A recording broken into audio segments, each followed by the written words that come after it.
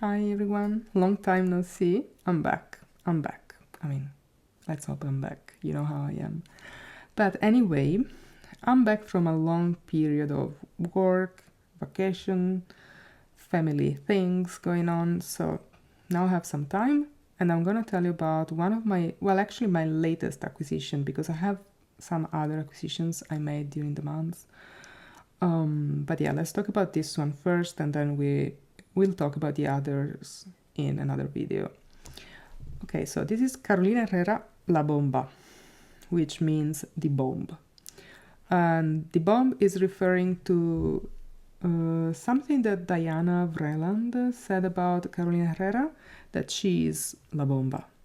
Because she has this very loud, fabulous, and I don't remember the other adjective she used, but essentially this very, how can I say, bombastic, in a positive way, way of being.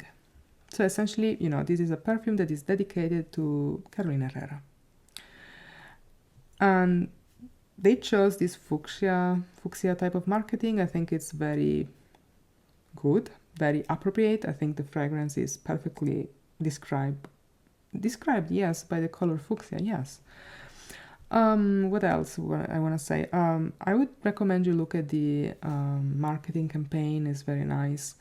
And also, I think they're also playing a bit with this butterfly-shaped bottle. So they're using it also as this flamenco type of, you know, the flamenco dancers. They have this, I don't know how to call it in English. I just know the Italian name for those, but these kind of clapping things that they used to make noise and keep the rhythm. But yeah, so those ones. So they're playing with that. You're gonna see it in the campaign, in the video, if you watch it. I'll see if I can embed it here somehow. Not very good at it. For those who had followed me from the very beginning on the other channel, they know that, you know, now I'm so much better, but I used to be a complete disaster at this thing. So let's see what I can do, if I can make it. So let's talk about the perfume. I bought it at the duty free. Now it's only available at the duty free. On the Carolina Herrera website, I've seen there's a link where you can see how it's going to be distributed. So you can check when it's available, you know, in your country if you're not planning a trip, essentially. The duty free is super affordable. You know, I paid a very good price for it. So yeah, highly recommend to give it a try. I got this one with a 10 milliliter travel spray in a gift set, and I paid for the big size. This is the 80 milliliters, the 2.7 fluid ounces. I paid something around 80, well, in dollars, maybe something around $90. So super good price for this, and this perfume, I'm 100% sure it's gonna be around 200 or, you know, around that, given the current pricing. So let's talk about the fragrance. So the perfumers are Christophe Renaud. He's done, I think, perfumes like, well, I don't want to say something wrong, but you know, these big commercial hits, I'm thinking stuff. I don't know if he is the perfumer of any of these, but I think he is in one of these perfumes. I don't remember whether it's Black Opium or La Nuit Tresor, you know, this type of perfumes, big hits, big commercial hits. And I mean, he's a perfumer that has done a lot of perfumes in general. Then we have Louis Turner, which I particularly appreciate, and Canton Beach, which I found myself to appreciate a lot in the past 2-3 years. So let's talk about this perfume. So it opens up, okay, they're declaring dragon fruit, cherry peony, red frangipani. I'm not even sure that red frangipani is a thing. And then vanilla. And on Fragrantica, they also declare patchouli. There's no patchouli in here, to my nose, by the way. We'll get to the dry down of the perfume. There's much more than what they declare, but not patchouli for my nose. Okay, so it opens up theoretically with this dragon fruit. If you ever had dragon fruit, you will know. I had dragon fruit, you know, from, you know, like my local grocery. I had it in tropical locations. I bought it directly from the farmers. So I know very well how that taste is, or well, how that does not taste. You know how that is. It's like very sweet. It's juicy, but essentially it's got no flavor. For me, it's like whenever I eat the dragon fruit, I'm like, yeah, it does taste like nothing. So it's just sweet. But I really like it. I when I have a chance, I always buy it because I love the way it looks, and you know, it's just nice to see that beautiful bright fuchsia. And whether it's white or fuchsia inside, it doesn't make any difference. The taste is the same. It's just no taste, just sweet. So that's the dragon fruit. So I don't think dragon fruit brings anything to the perfume. I think it's just a fantasy note that they wanted to say, to use, you know, just for the marketing or something. I can tell you the fruit in here is juicy in the opening. So from that point of view, yeah. And it's sweet. Yeah, okay. But that's very common with fruit, isn't it? And so essentially, what you're gonna get is cherry. So it's a almondy cherry, and it's bitter almond. So you get the cherry, it's very fruity and juicy from the dragon fruit, supposedly. And then this cherry is fresh, and the fresh part for me, it's lifted up by the bitter almond component of the cherry. Then and this stays there for maybe 20-30 minutes. Then the component of the fruit gives a bit of space to the florals. It's not a very floral perfume, and also the florals are done in a very modern way. And they call it, you know, cherry peony. It's essentially with some rose. If you check on the Carolina Herrera website, they talk about some touches of rose, and I think that's correct because you can smell some hints of rose in this perfume. Again, very modern, slightly floral, mostly fruity. So you have this fruity floral heart, and that's gonna last for a very long time. This is a perfume that lasts forever. So let's talk about the heart. So the heart is this mix of cherry, bitter almond as in marzipan, so very sweet. Think Sicilian marzipan, very sweet. With cherry and with this kind of peony rose. And I think it's a very, because of the coupling with these fruits, it's kind of, I think fuchsia is a good color to think of when you think of the heart of the perfume. And then all of this is happening on top of some vanilla, woods, salty notes, slightly salty. I would say marine notes, like as salty as ambergris. To me, there's some probably ambrofix or ambroxan in the dry down.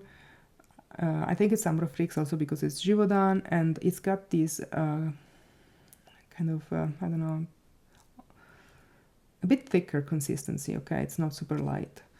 And then you get some the woody notes are pretty important, the vanilla woods, let's say. I call them, it's like drift woods. You know those perfumes where there are these drift woods? So these woods that are a bit salty, a bit marine, like, so I think this is what this has, or it kind of smells like that. So, you know, after many, many hours, when you get to the dry down, think 8 hours, something like this, you get to the dry down and you have this vanilla, still slightly almondy touches on these salty woods, like these drift woods. So, and I think you get some, I think these woods, there's some Akigala wood in there, and there's some, as I said, ambrofix. So some form of ambergris. Slightly salty, and that's about it. That's the perfume.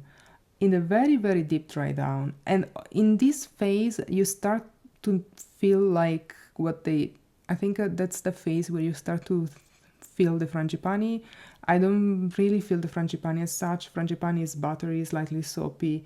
It has a very distinct type of smell. If you know Prada La Femme, that's a very frangipani-centric perfume.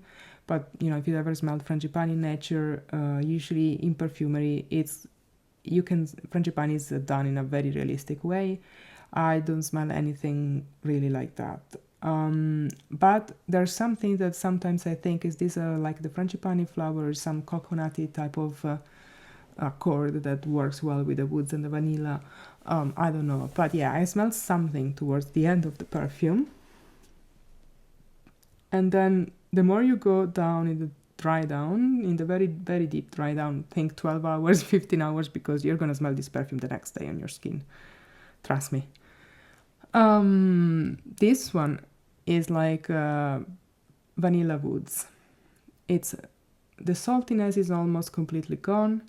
You have still these slightly drift woods with vanilla, and as I said, this form of maybe coconutty, maybe something that makes it smoother, okay? Something that makes it smoother. It's not really coconut, it's not really frangipani, something like that. It made me think of the very, very deep dry down of another perfume, which is a different perfume, but I think in the deep dry down they have something in common. They're not the same though.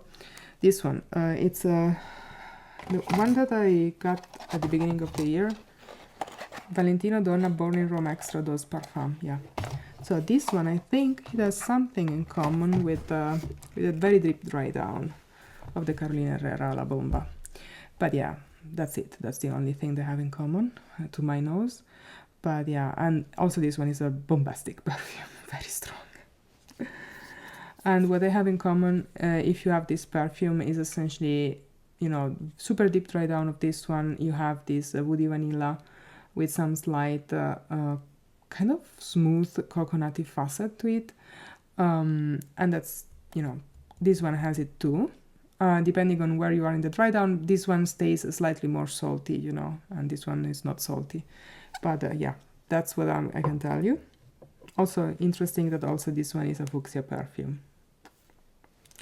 But yeah, nice perfume, by the way. But yeah, this Carolina Herrera, I find it to be a perfume that will be a commercial success. It's very trendy. It's following the trends. And I'm not saying it's following the trends because of the cherry or maybe the bitter almond, not because of that. I think it's following the trends because of its base. So this kind of woody, ambergris, maybe akigala wood type of base, super trendy. I mean, it's what people are looking for these days, so I think this is gonna sell a lot. It's super contemporary.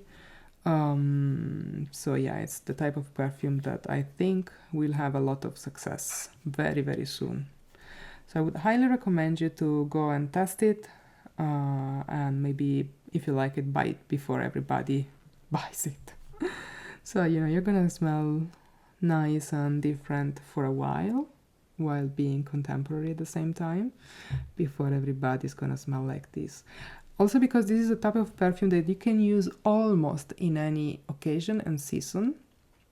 Okay, maybe it's not the best for the office, but you know, if you spray very little, maybe it's. I wouldn't recommend using it, you know, at midday in summertime. When I say summertime, I mean 30 degrees and above. Anything below, you can wear this one, because otherwise it's gonna suffocate you. That's why, because it's strong. And even if the first maybe 5-6 hours are fresh enough because of the fruitiness and the floral notes, it would be too much when it's more than 30 degrees Celsius. So yeah, that's something to consider. But you know, in any other temperature or setup, you can wear this one.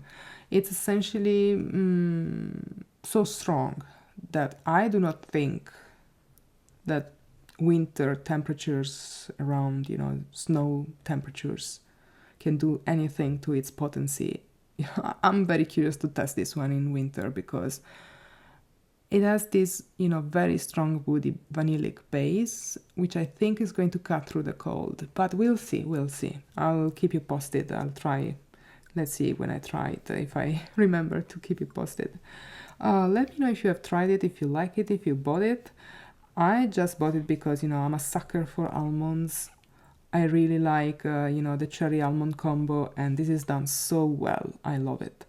I loved it, and I'm always on the lookout for, watch out, how do you say it? Anyway, you know, I'm always looking for a good cherry almond combination. This is it. Love it. I mean, Louise Turner is one of the perfumers. We know she's done Lost Cherry by Tom Ford, so what did you expect? Of course, she knows how to play with cherry and almonds. So I really, really, really liked that part of the perfume. I do appreciate woody vanillas, so here I am. I do like peony. I like frangipani as well, even if I don't smell it here. So yeah, I like it. I also like some kind of marine note, you know, perfumes that are reminding me of something that is marine-like. I do like them. So yeah, it's not ozonic, mind you.